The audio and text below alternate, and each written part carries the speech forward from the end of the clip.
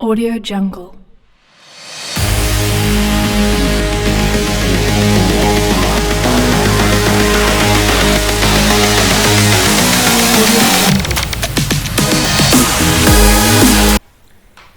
Bismillahirrahmanirrahim.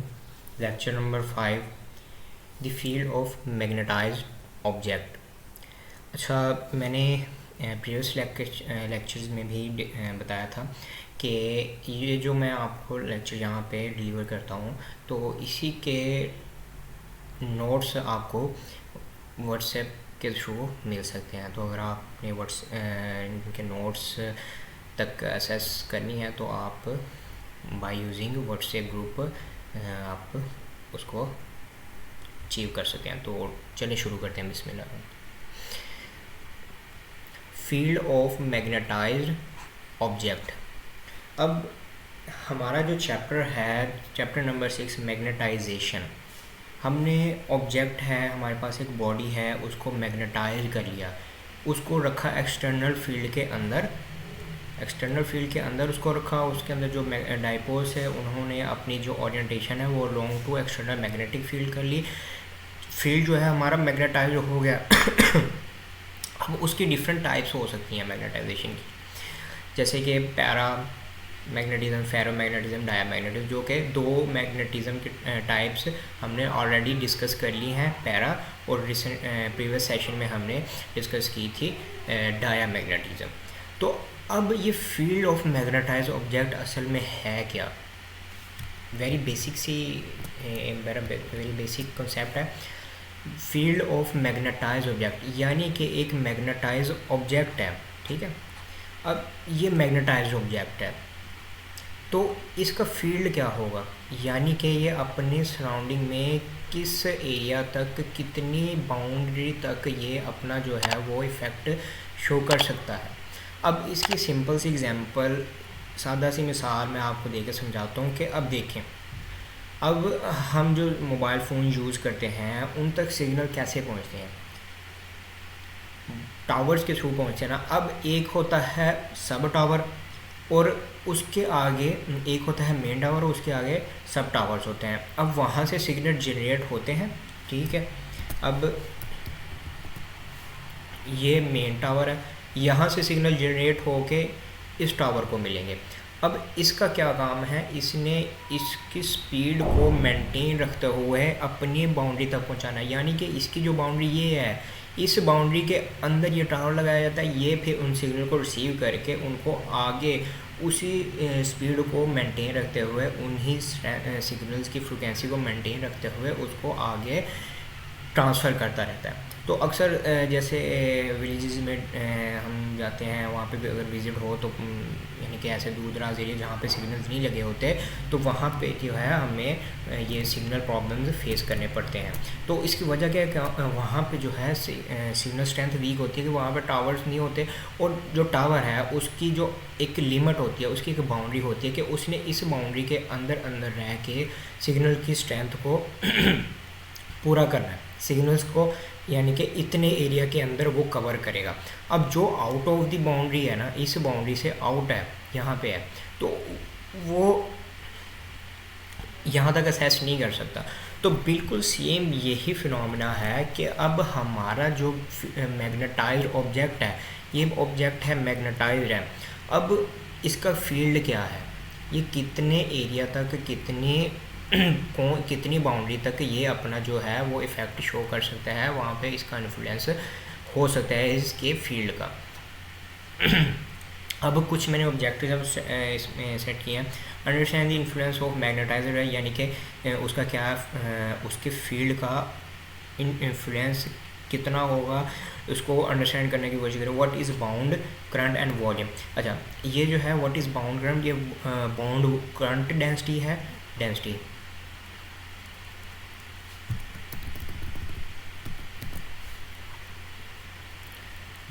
आपने इसको थोड़ा सा चेक कर, एरर को रिमूव कर लेना। बाउंड करंट डेंसिटी और वॉल्यूम डेंसिटी है, तो इन दोनों की डेफिनेशन देखनी है। डेफिनेशन से इसको समझने की कोशिश करेंगे कि ये है क्या, बाउंड करंट क्या है और वॉल्यूम करंट क्या है। ये हमारा सब टॉपिक है और उसके अंदर हमने ये इन दो टर्म्स को डिस्कस करना है। अब उसकी मैथमेटिक फार्मूलेशन है बाउंड करंट की और वॉल्यूम करंट की।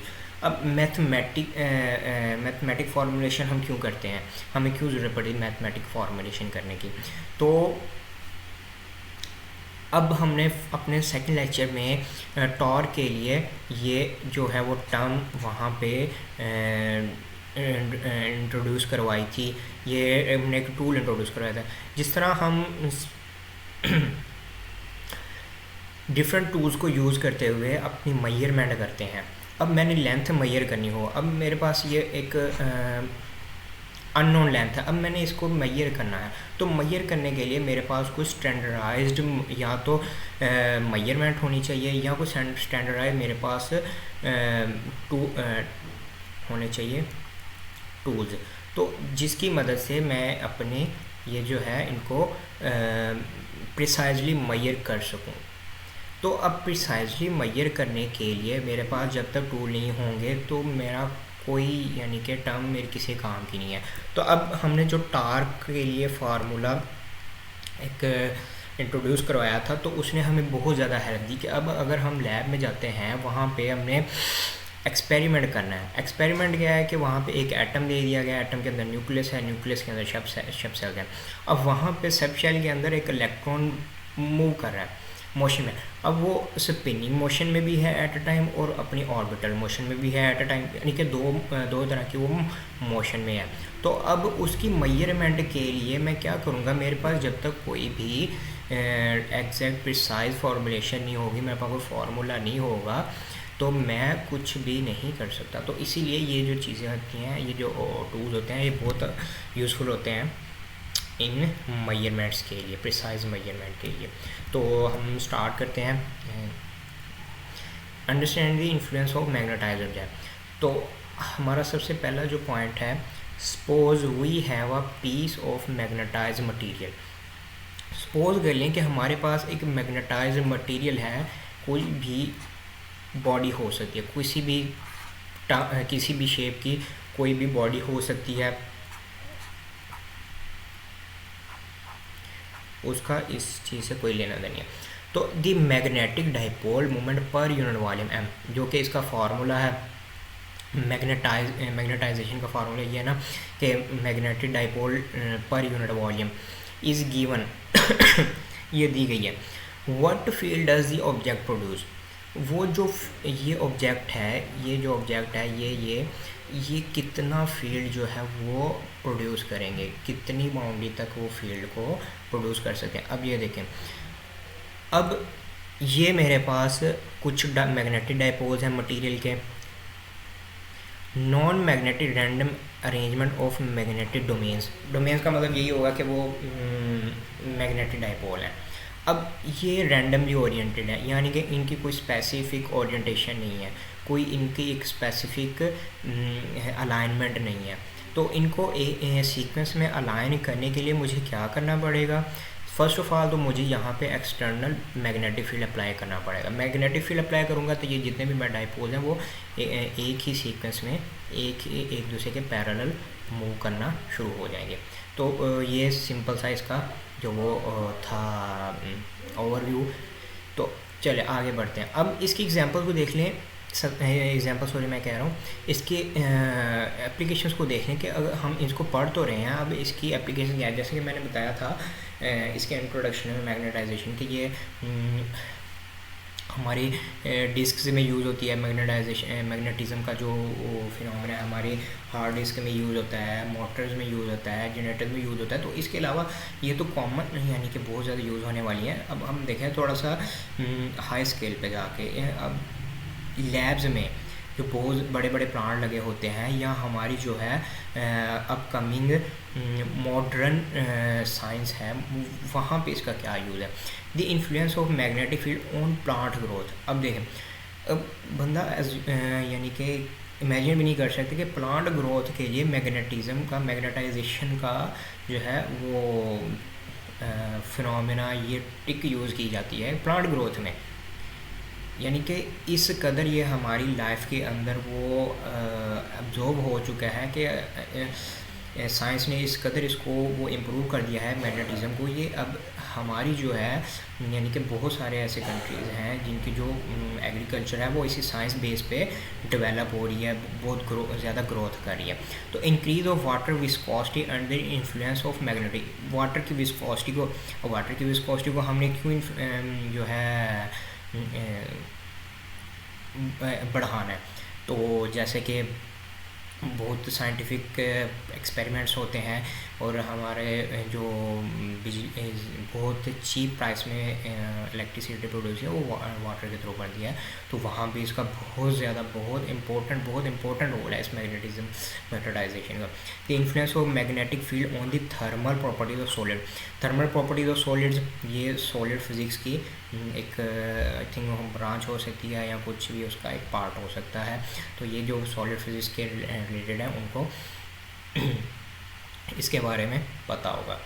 तो इन्फ्लुएंस ऑफ मैग्नेटिक फील्ड, यानी कि मैग्नेटिक फील्ड का जो इन्फ्लुएंस है थर्मल सॉलिड में, ये तो इसके बेसिक जो थी यूजेस थे कि भी इसका यूजेस क्या है, ये कहाँ पे यूज़ होता है, इसकी बेसिक यूज़ से हट के थोड़ा सा एडवांस लेवल पे। चलिए हम स्टार्ट करते हैं इसकी फार्मूलेशन। मैं पहले फार्मूलेशन कर रहा हूँ, बाद में मैं वॉल्यूम बाउंड करंट और सरफेस बाउंड करंट की डेफिनेशन पे आऊँगा। The vector potential of a single dipole moment, ये डाइपोल मोमेंट है, कंफ्यूज नहीं होना इसे, ये एम सिंगल एम नहीं, ये एम डाइपोल मोमेंट वाला एम है।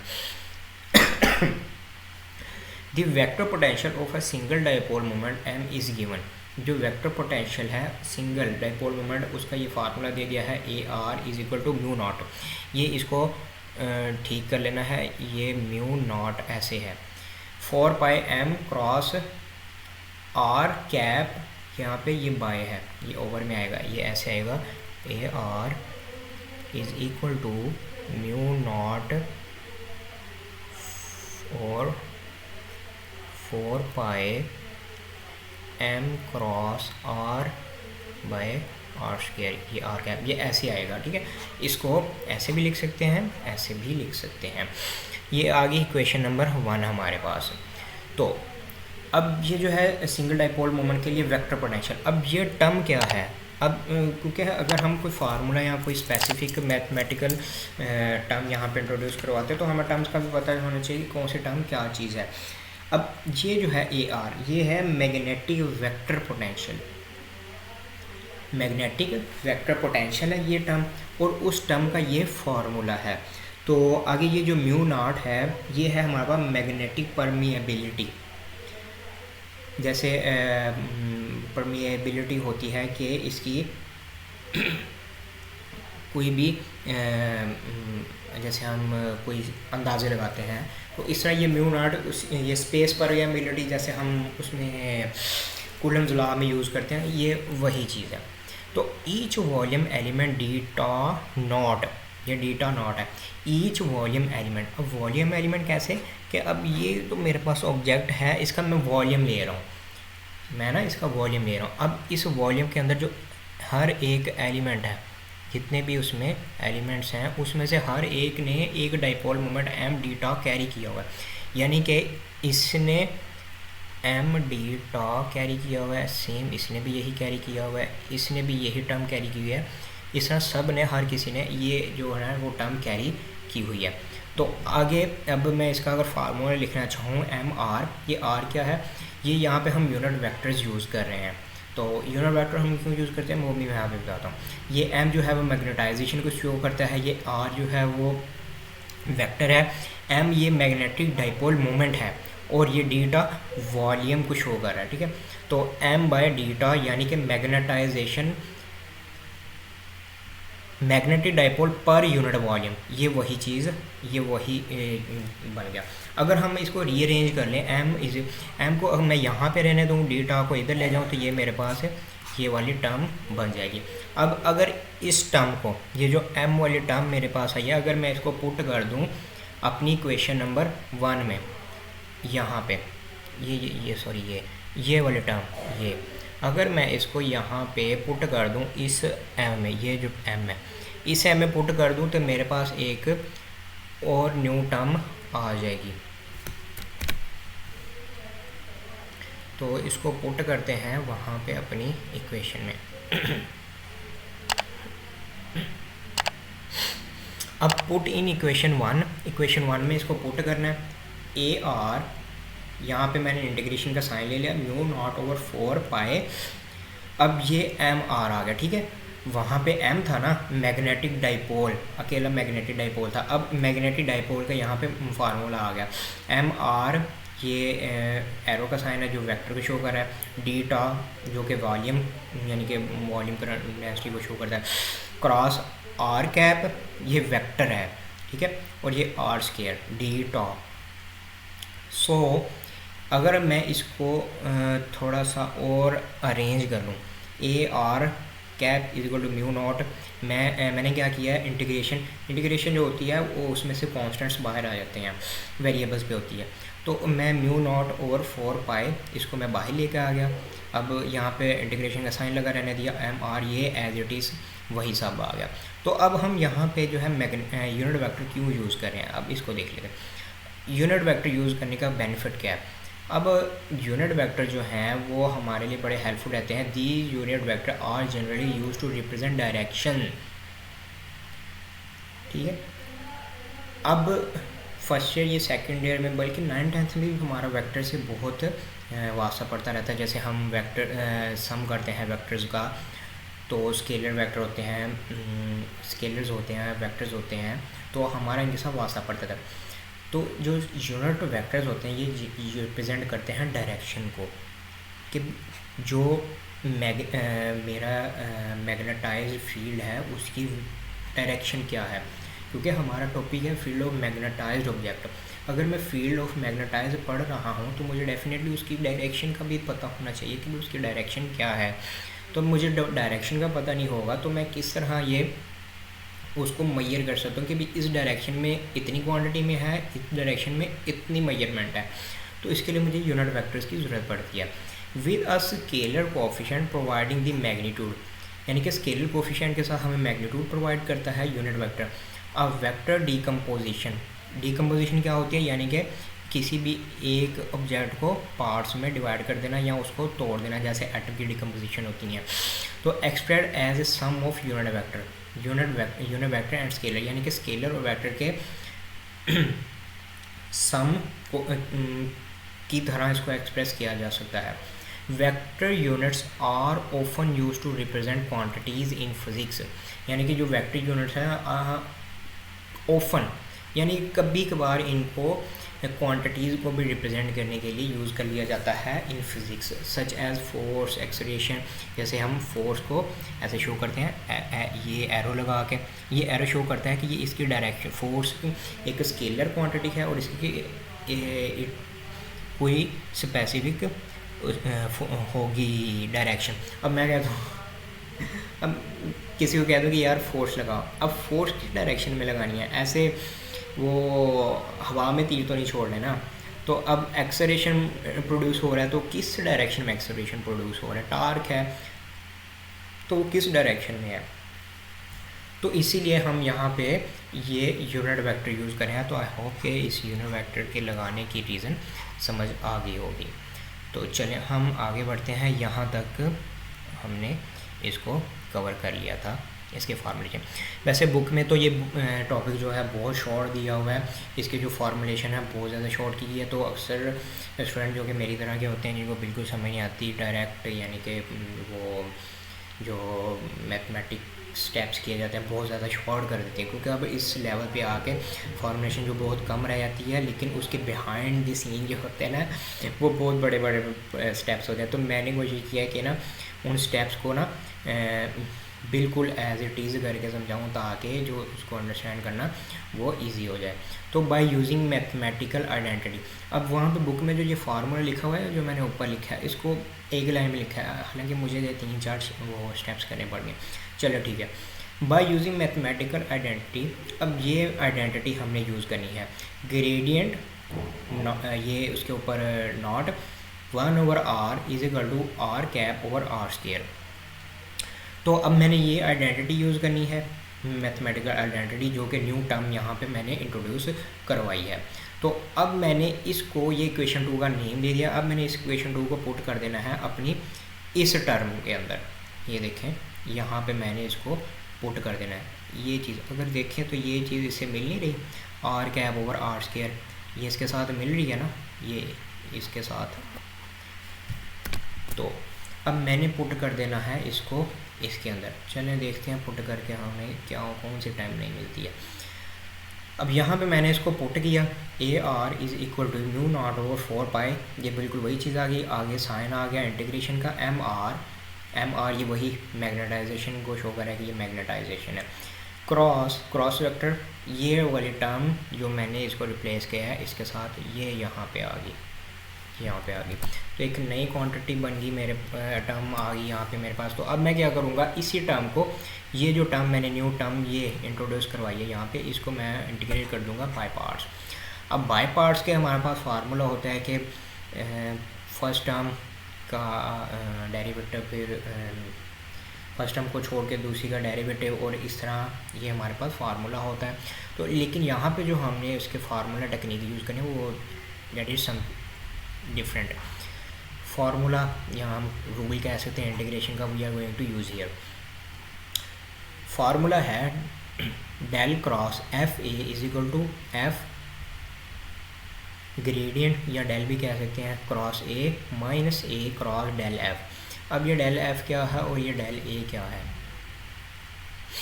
हमें जो टर्म है ना,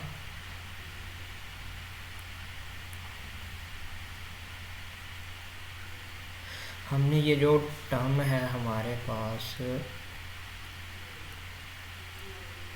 ये जो एम आर वाली टर्म है इसको नेम दे दिया हमने एफ ए का,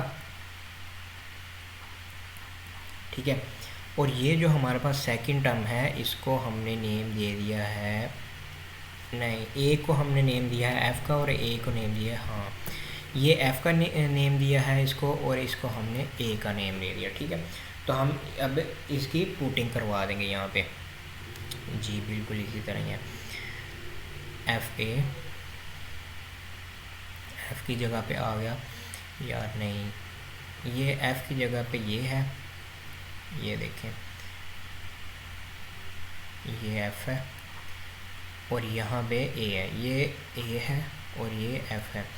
एम आर जो है वो एफ़ है और ये जो है वो ए है। चलिए, तो यहाँ पे इस फार्मूला को याद रखना पड़ेगा, इसके बाय पार्ट इंटीग्रेशन के लिए ये ज़रूरी है। तो अब नेक्स्ट स्टेप की तरफ मूव ऑन होते हैं। यहाँ पे अब लिखा हुआ है A R is equal to mu nought over 4 pi. अब ये बिल्कुल वही चीज़ है, इसमें कुछ भी डिफरेंट नहीं आया, कुछ भी इसमें यानी कि चेंज नहीं आया, सिर्फ कुछ मैथमेटिकल आइडेंटिटीज़ मैं यूज़ कर रहा हूँ, कुछ यहाँ पे मैंने नई टर्म्स इंट्रोड्यूस करवाई हैं। तो अब उसकी मैंने इंटीग्रेशन कर दिया है बाय पार्ट्स। अब बाय पार्ट इंटीग्रेशन से मैंने जब वैल्यूज़ पुट की तो मेरे पास ये टर्म आ गई। अब इस टर्म को मैंने क्या कहते हैं कि ना, इसको दो हिस्सों में लिखा है। अब ये यहाँ से लेकर यहाँ तक एक ही टर्म है, इसको दो नहीं समझना, ये ना हो कि आप कंफ्यूज हो जाएं और ये समझें कि ये सेपरेट है और ये सेपरेट है, ये एक ही है। ये बीच में माइनस का साइन भी लगा नज़र आ रहा होगा। तो वैसे अगर आपने इसको साथ साथ लिखना है और साथ साथ लिखने के बजाय पहले बेहतर यह है कि इसको अच्छे से समझ लें और बाद में इसको नोट डाउन कर लें, और अगर नोट्स हैं आपके पास तो नोट से भी इसको लिख सकते हैं। चलें, तो अब एम आर ये वही है जो मैंने पुटिंग की है। पुट करने के बाद मेरे पास ये फार्मूला आ गया। अब मैंने क्या करना है, मैंने इसको रीअरेंज कर देना। अब मैं इसको रीअरेंज करूँगा तो मेरे पास एक और नई टर्म आ जाएगी। यहाँ पे मैंने क्या किया, म्यू नॉट ओवर 4 पाई, इसको ब्रैकेट में बंद कर दिया, ये इंटीग्रेशन साइन आ गया, 1 over R del cross M R d tau, इसको सेपरेट कर लिया, और डेल ये डेल जो है ये उसको unit vector cross M R arrow over R d tau. तो अब मैं एक और यहाँ पे मैथमेटिकल आइडेंटिटी यूज़ करने जा रहा हूँ जो कि मुझे एक और नई टर्म देगी, क्योंकि हमें जब मैथमेटिक्स में या फिज़िक्स में किसी भी चीज़ किसी भी टर्म के लिए कोई टूल चाहिए होता है तो हम डिफरेंट मैथमेटिकल आइडेंटिटीज़ यूज़ करते हैं। कुछ भी कभी बगैर मेहनत के तो नहीं मिलता ना, तो उसके लिए थोड़ी सी मेहनत करनी पड़ती है और उसके लिए थोड़ी सी टर्म्स नई नई यूज़ करनी पड़ती हैं। तो स्टूडेंट्स को लगता है, और मैं भी स्टूडेंट हूँ, तो यही लगता है कि ये क्या हुआ, ये नई चीज़ कहाँ से आ गई, ये तो मैंने कभी पहले देखा ही नहीं, तो ये कैसे हुआ, क्या हो गया। अच्छा, अब ये है इंटीग्रेशन का साइन है, इंटीग्रेशन के साथ वी लिखा हुआ है, यानी कि वॉल्यूम बाउंड करंट। ये डेल क्रॉस वी डेटा टा जो यही शो करता है ना, टा के साथ जब हम वॉल्यूम लगाते हैं तो वहाँ पे टा करते हैं। तो ये माइनस का साइन आ गया, ये क्लोज्ड सरफेस इंटीग्रेशन ले लिया हमने, V cross D A show करता है सरफेस इंटीग्रेशन को। तो अब मैंने ये यहाँ पे टर्म यूज़ कर ली। अब इस टर्म को मैं यहाँ पे रिप्लेस करवा दूँगा, वॉल्यूम करंट को मैं चेंज कर दूँगा सरफेस में, क्योंकि मुझे वॉल्यूम करंट भी चाहिए और सरफेस करंट भी चाहिए। तो अब ए आर ब्रैकेट्स का sign, integration sign 1/r del del slash इसको कह सकते हैं क्रॉस एम आर डीटा, ये बिल्कुल वही टर्म आ गई, और डीटा डैश इंटीग्रेशन का sign del dash M R dash over R d tau. अब ये टर्म सारी याद रखने वाली होती हैं कि ये टर्म कौन कौन सी है, क्योंकि यूज़ हो रही है। तो वो मैंने ऊपर बताया कि एम क्या है, डेल्ट ये क्या है, आर क्यों यूज़ हो रहा है, ये आर इसमें आर में फ़र्क क्या है, तो ये सारी चीज़ें मैंने ऊपर बताई हैं। तो A R is equal to mu nought over 4 pi. अब यहाँ पे मैंने इसको क्या किया है, मैंने इसको थोड़ा सा अरेंज कर लिया है, यानी कि दोनों टर्म्स को सेपरेट लिख लिया। टर्म्स एक ही हैं, बस उनको अलहदा कर लिया है। पहले जो म्यू नॉट ओवर 4 पाई था वो पूरी टर्म के साथ ब्रैकेट में बंद था, ए यूज़ हो रहा था। अब मैंने क्या किया, यहाँ पे दोनों को सेपरेट करके इसके साथ भी म्यू नॉट 4 पाई लगा दिया और इसके साथ भी म्यू नॉट 4 पाई यूज़ कर लिया। म्यू नॉट ओवर 4 पाई ये बिल्कुल वही चीज़ एज इट इज़ नीचे आ गई, और ये टर्म बिल्कुल एज इट इज़ इसको नीचे लिख लिया। अब इन दोनों टर्म्स को मैं नीचे ले आया, तो अब मेरे पास देखते हैं आगे कौन सी नई टर्म आ रही है। चलें, अब यहाँ पे हमारे पास जो है हमारा स्पेसिफाइड जो रिज़ल्ट है वो आ जाएगा, जो कि हमें चाहिए भी। तो अब ये जे बी है और ये डेल क्रॉस एम है, के बी इक्वल टू।